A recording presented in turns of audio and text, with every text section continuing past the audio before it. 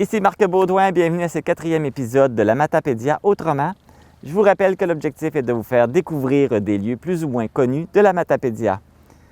Le projet du parc éolien Vent du Kent a été sélectionné dans le cadre de l'appel d'offres en énergie éolienne en 2005 par Hydro-Québec. Celui-ci est en opération depuis décembre 2014, exploité par Éolectric et implanté à Caux-Abscal, Sainte-Marguerite-Marie et Sainte-Florence. Le projet visait la construction de 43 éoliennes d'une puissance de 2,35 MW chacune. Pour la construction du parc, c'est le nouveau modèle de turbine Enercon E92 qui a été utilisé et qui a été fabriqué à l'usine d'Enercon à Matane. Le projet fournit suffisamment d'énergie pour alimenter l'équivalent de 10 000 résidences chauffées à l'électricité. Pour en connaître davantage sur ce projet, on vous amène aux installations situées à Sainte-Marguerite-Marie.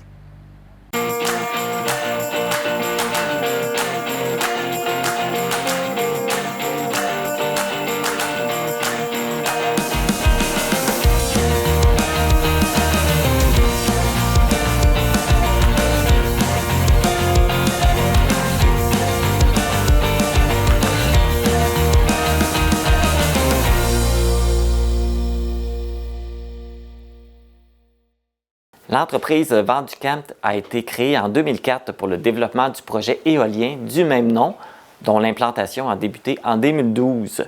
Celle-ci appartient entièrement à l'entreprise québécoise en développement éolien Éolectric. D'ailleurs, pour nous entretenir sur le sujet, j'aurai la possibilité de m'entretenir avec le vice-président d'Éolectric, Larbi Ourari, et nous pourrons effectuer une visite des installations en compagnie d'Alexandre Labrie, gestionnaire du parc éolien Vent du Kent. Donc, je suis en présence du vice-président d'Éolectric, Larbi Ourari, et du gestionnaire du parc éolien du Vent du Kent, Alexandre Labrie. Bonjour à vous deux! Bonjour. Bonjour. Merci de nous recevoir pour nous parler de ce projet des éoliennes. Donc, tout d'abord, la première question, c'est pourquoi avoir choisi notre région et plus principalement la municipalité de Sainte-Marguerite-Marie pour venir installer le projet d'éoliennes? Oui, évidemment, Éolectric est un des pionniers dans le développement éolien au Québec. C'est depuis les débuts, les balbutiements de l'éolien au Québec, je dirais la fin des années 90, que Éolectric préparait des sites pour développer des projets éoliens dans l'optique qu'il y ait des appels d'offres d'Hydro-Québec. C'est ce qui est arrivé en 2003, le premier appel d'offres d'Hydro-Québec. Et bien entendu, Éolectric a développé plusieurs sites. Pourquoi la Matapédia? Pourquoi la Gaspésie en général? On a beaucoup de sites d'ailleurs en Gaspésie, dans la région Bas-Saint-Laurent, Gaspésie, parce que c'est une région qui est très connue, qui est venteuse. Donc, pour installer des parcs éoliens, il faut avoir des sites qui sont bien sûr, qui s'y prêtent bien pour produire de l'électricité. Et il se trouve aussi que donc on a développé plusieurs projets. Ce projet en particulier, Vent du Kent, a été euh, euh, proposé dans un cadre, dans le deuxième appel d'offres d'Hydro-Québec en 2005. Et on a réussi, donc Hydro-Québec a sélectionné ce projet-là, et d'où donc l'installation des éoliennes dans cette région-là. Là, il y a d'autres municipalités aussi qui ont un projet éolien, il y a Caux-Abscal, mais là, il faut démêler ça aussi, c'est différents projets, je pense. Non, en fait, le projet à Vent du Kent, le parc éolien à Vent du Kent, il est situé dans une zone où est-ce qu'il touche, le projet touche à trois municipalités. OK. Il y a Caux-Abscal, Sainte-Marguerite-Marie et Sainte-Florence. OK. C'est en majorité des éoliennes sont des terres privées, mais il y a aussi 5 éoliennes sur des terres publiques. Un projet comme ça, c'est quoi les avantages pour une région comme la nôtre? Les avantages sont évidemment des retombées économiques qui sont depuis le début de développement du projet, on a installé des installations. Donc, on a fait affaire à des gens locaux pour ne serait-ce surveiller, collecter les données. Après, pour la période de construction, c'est en moyenne pendant 2 années de suite, c'est 150 à 200 travailleurs, des bons, comment dire, des bons emplois aussi là pour la période de construction. On a signé des ententes aussi de faire le déneigement, par exemple, le déneigement de tout le site. C'est une cinquantaine de kilomètres de route, là, de chemin à déneiger pendant tout l'hiver. C'est un contrat depuis le début des opérations qu'on a signé avec une compagnie locale aussi à Kozapskal, basée à Kozap. Bien sûr, on emploie les techniciens pour la maintenance des éoliennes. C'est des emplois de très bonne qualité qui sont permanents. Et bien entendu, ça, c'est des emplois. Donc, par contre, il y a aussi des contributions du parc éolien. Donc, il y a bien sûr les retombées directes. Là, c'est les locations des terres publiques. Il y a ce qu'on appelle des contributions volontaires aussi aux municipalités. Chaque année, le parc éolien Vent du Camp contribue aux 3 municipalités avec un montant appréciable. Évidemment, on participe aussi comme par exemple, il y a des demandes de commandites dans la région. Nous, on s'est fait le devoir de contribuer à toutes les initiatives locales, que ce soit sportives ou éducatives. On a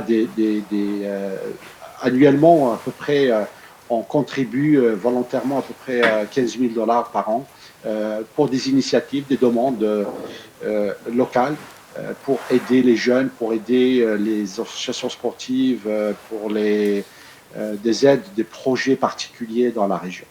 Là, on parle beaucoup de ce projet-là, mais c'est quoi au juste l'énergie éolienne? Bon, l'énergie éolienne est une énergie renouvelable par définition. C'est une énergie qui provient du vent. Donc, c'est les vents qui, dans le fond, une installation, une éolienne comme telle, elle est composée d'un certain nombre d'équipements. Il y a une génératrice qui reçoit, donc, qui est connectée à un rotor. Ce rotor-là, en fait, c'est les pales qui font tourner ce rotor. Ces pales-là, elles bougent par le fait de vent, l'énergie du vent. C'est des pales qui sont, lorsqu'ils sont en face du vent, elles vont entraîner la rotation, le rotor de la génératrice. Le principe de la production d'électricité, une génératrice c'est le même principe dans l'hydroélectricité ou dans d'autres situations. Il suffit d'une énergie primaire qui fait tourner le rotor. Elle va produire de l'électricité. Cette électricité-là, comme étant l'énergie de vent, elle est un peu aléatoire, variable et tout. Donc, cette énergie-là électrique, par essence, elle va être très variable. Donc, on fait ce qu'on appelle un système de contrôle de convertisseur. On produit de l'énergie en alternatif, on convertit ça en continu et puis en alternatif pour pouvoir contrôler, pour pouvoir lisser les ondes électriques pour qu'elles soient utilisables dans la vie de tous les jours. Donc, c'est une énergie qui provient du vent, qui se transforme en électricité. Et cette électricité-là, on l'amène via les câbles électriques souterrains. Donc, le parc éolien, tu ne les vois pas, bien sûr, ils sont tous souterrains, c'est des installations souterraines. Ces câbles-là sont amenés à un poste électrique, poste principal, dans lequel on fait la transformation à un niveau de tension adéquat pour le raccorder au réseau d'Hydro-Québec. Une fois il est raccordé au réseau d'Hydro-Québec, il devient la propriété d'Hydro-Québec, il va le distribuer à tous les usagers. Justement, pour mieux comprendre tout ça, on va avoir la chance de se promener sur le terrain avec Alexandre. C'est pour ça qu'Alexandre est là aujourd'hui pour nous guider. Parce que, pour mentionner, vous, on vous a par Zoom parce que vous n'êtes pas dans la région en ce moment.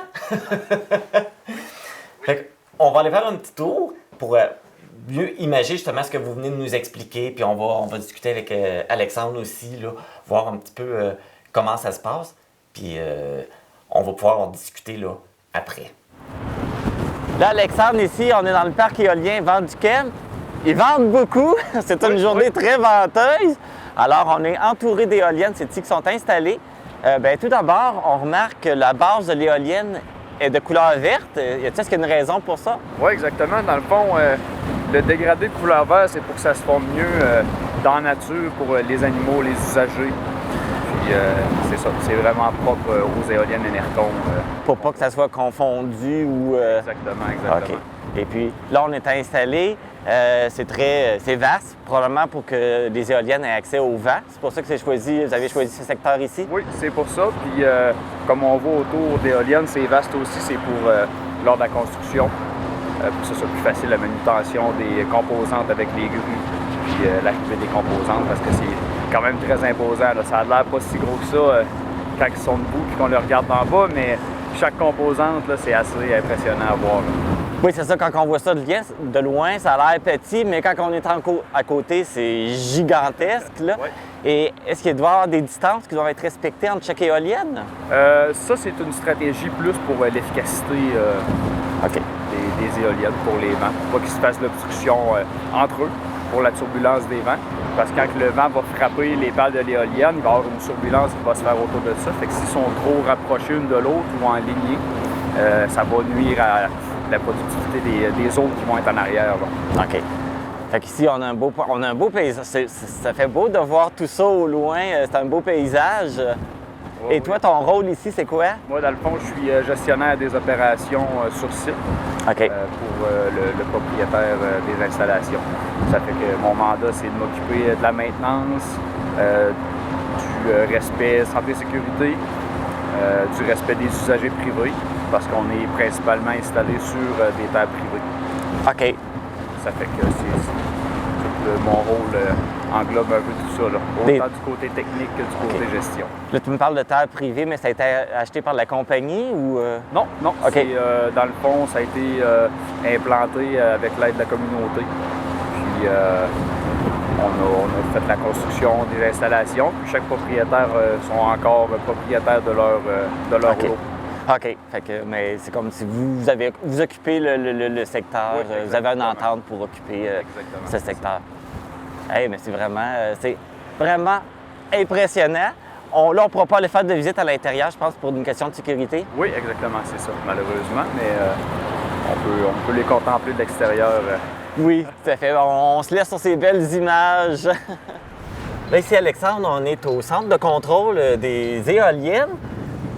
Je vais que tu nous expliques un petit peu comment ça fonctionne. Parce que là, normalement, les éoliennes, ça fonctionne. C'est le vent qui les fait fonctionner. Oui, exactement. Mais là, ici, vous faites quoi? Ici, c'est dans le fond, c'est où toute l'énergie converge, puis qu'on la met sur la ligne d'Hydro-Québec. Ça fait que tous ces équipements-là font en sorte qu'on a 3 collecteurs différents qui sont des grappes d'une dizaine d'éoliennes environ. Puis ça converge, ça passe par notre transformateur qui est là, qui va monter la tension de 34 500 volts à aller à 120 000 volts pour l'envoyer sur la ligne de transport d'Hydro-Québec. OK. Fait que c'est tout ici que ça se passe. Fait que ça vous permet s'il y a un problème, ça vous permet de contrôler l'éolienne à distance, c'est ça? Oui, exactement. Nos systèmes SCADA sont tous à l'intérieur du bâtiment de contrôle. Fait qu'avec ça, on est capable d'avoir une visualisation puis un contrôle là, sur ce qui se passe sur site. Parce qu'une journée comme aujourd'hui, ils vendent beaucoup. Est-ce que vous avez besoin de faire plus de mieux contrôler pour pas que le vent fasse rouler l'éolienne trop rapidement? En fait, toutes les éoliennes, ils se gèrent tout seuls. C'est tout automatisé. Fait que nous autres, dans ce temps-là, on est plus en visualisation. Puis s'il y a un problème, on va le voir tout de suite par nos fautes, nos alarmes. On va être capable d'intervenir assez rapidement là, pour mettre ça en place. OK, fait que c'est vraiment si l'éolienne n'arrive pas à fonctionner par elle-même, là, vous lui donnez un petit coup de pouce, mais exact. Sinon, ça se passe bien. C'est juste de surveiller pour être sûr que tout se passe bien. Exactement. Et puis là, c'est ça, on rentre pas, mais il y a quand même beaucoup de volts là-dedans, de voltage. Oui, exactement, c'est ça. Fait qu'au niveau basse tension du réseau collecteur des éoliennes, on est à 34 500 volts. Puis au niveau de la ligne ici, on est à 120 000 volts. Quand même, hein? On touche pas, hein? Non, on touche pas. Donc, on est de retour au bureau des opérations du parc éolien Vent-du-Camp. On est allé se promener. Alexandre nous a fait faire une belle petite visite, ce qu'on pouvait faire, parce qu'on ne peut pas nécessairement tout voir et se promener partout. On a quand même pu aller voir une éolienne, voir aussi où est-ce que tout ça est contrôlé. Fait que là, c'est vraiment intéressant. Là, on est rendu où dans le projet? C'est quoi les prochaines étapes? Qu'est-ce qui s'en vient? Le projet est en opération depuis décembre, en opération commerciale depuis décembre 2014. Il y a un contrat de 20 ans, donc de fournir l'électricité. On a l'obligation de fournir de l'électricité à Hydro-Québec pendant 20 ans. OK. Et bien entendu, durant ces 20 ans, donc c'est 2034, durant ces 20 ans-là, on a l'obligation aussi de faire un suivi de performance qui se maintient avec un rendement supérieur. Pour cela, il faut faire les maintenances annuellement. C'est des maintenances qui se font de cycle d'année après année. Donc, on fait les maintenances des installations électriques, du poste électrique, on fait les maintenances des éoliennes qui sont aussi des cycles, c'est des maintenances mécaniques, des maintenances électriques. Ça, c'est continu, là. Ça, c'est des opérations qui sont continues année après année. Mais est-ce que là, c'est prévu qu'il y ait d'autres éoliennes qui soient installées ou pour le moment, le projet est complet? Pour le moment, le projet était complet et le projet, on ne peut pas, c'est pas notre volonté d'installer ou de ne pas installer. Les contrats au Québec sont régis par des appels d'offres. Donc, d'ailleurs, actuellement, il y a un appel d'offres en cours et il va y avoir un autre appel d'offres qui va être suivi en décembre de cette année. Fait que dans le fond, c'est comme dans les mains du gouvernement, s'ils décident qu'ils veulent en installer d'autres ou partir un autre projet, là, ils vont faire appel à vous pour un appel d'offres et ça va se poursuivre comme ça. Exact. Ben, merci beaucoup, M. Ourari, de nous avoir tout expliqué ça. Je pense que ça va permettre d'avoir un peu démystifié c'est quoi ce projet des éoliennes-là, parce que là, on les voit, mais on ne sait pas trop comment ça fonctionne et tout. Et là, je pense qu'on a une meilleure idée de ce que c'est. C'est de l'énergie verte aussi également. Hein? On s'en va plus. Absolument, c'est l'énergie qui a l'indice carbone, parce qu'on parle des énergies vertes. Il y a une gamme d'énergie verte, d'énergie renouvelable. Tu prends par exemple l'éolien, solaire, hydroélectricité. Ils sont toutes des énergies vertes, mais ils n'ont pas les mêmes indices La verdure est beaucoup plus grande, comme on dit, en termes d'indice carbone. L'éolien est à la palme, je dirais. Là. Après, il y a l'hydroélectricité, il y a d'autres formes d'énergie aussi. Ben, Larbi Ourari, merci beaucoup. Je veux juste rappeler que vous êtes le vice-président d'Éolectrique. Merci beaucoup de nous d'avoir accepté notre invitation à discuter du projet. Merci beaucoup à Alexandre Labrie pour la belle visite, de nous avoir permis d'aller voir ça de plus près, qu'est-ce que c'est, comment ça fonctionne. Ça fait plaisir. Merci beaucoup à vous deux. Ça m'a fait plaisir, merci. C'est ce qui conclut ce 4e épisode de la Matapédia autrement. Dans la prochaine émission, on vous amène au parc de la Seigneurie du lac Matapédia, découvrir les sentiers pédestres, les sentiers de vélo de montagne et les beaux rivages de sable et de galets. À bientôt! Le projet fournit suffisamment d'énergie pour alimenter l'équivalent de 10 000 résidences. Ah, shit!